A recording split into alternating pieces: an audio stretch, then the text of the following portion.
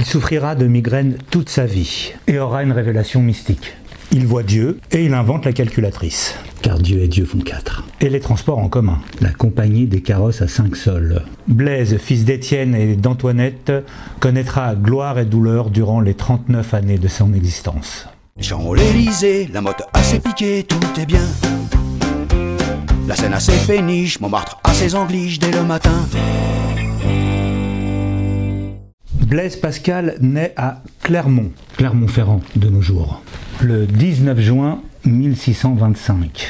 Son père Étienne est passionné de mathématiques, mais sa mère meurt un an plus tard, en 1626. Étienne reste alors seul avec ses 3 enfants, Gilberte, Jacqueline et Blaise. Ce dernier a une santé particulièrement fragile. Son père décide alors qu'il n'étudiera pas les mathématiques et retire tous les livres de sa bibliothèque.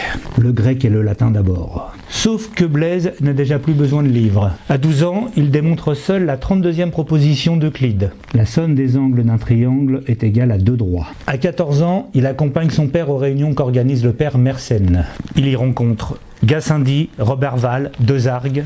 Il publie son premier livre à 17 ans. À 19 ans, il commence la réalisation de la première calculatrice, la Pascaline.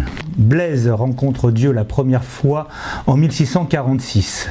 Son père meurt ensuite. Aucun lien de causalité. Libéré de la tutelle de son père, le fils a une vie mondaine intense. Il sort, il rencontre.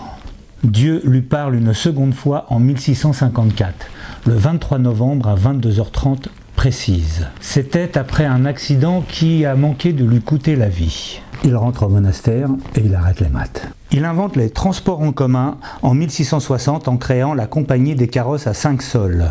Il meurt d'une gangrène à l'intestin en 1662. Il a 39 ans.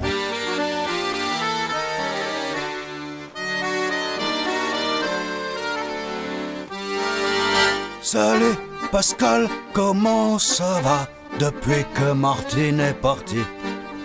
Ça sent la chaussette sale chez toi, tu pourrais peut-être faire ton lit. Tu m'emmerdes avec tes questions.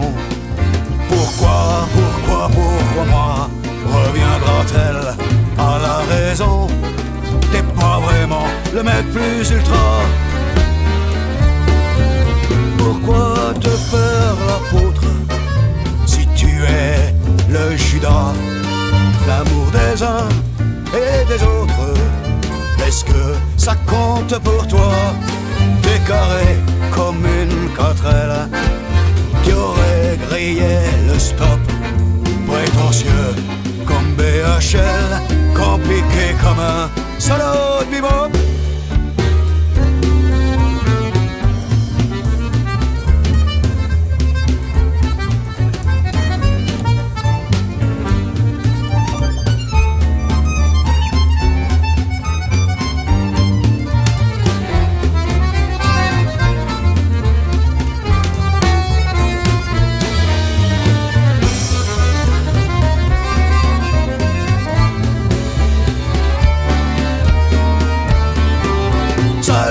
Pascal, je dois y aller, y'a quelqu'un qui m'attend. Quant à Martine, tu peux rêver, à sa place j'en ferai autant. Maintenant je voudrais te dire, tu me colles le bourdon. À choisir, s'il faut choisir, je préfère être moche que con. Je préfère être moche que con. Je préfère être moche que con.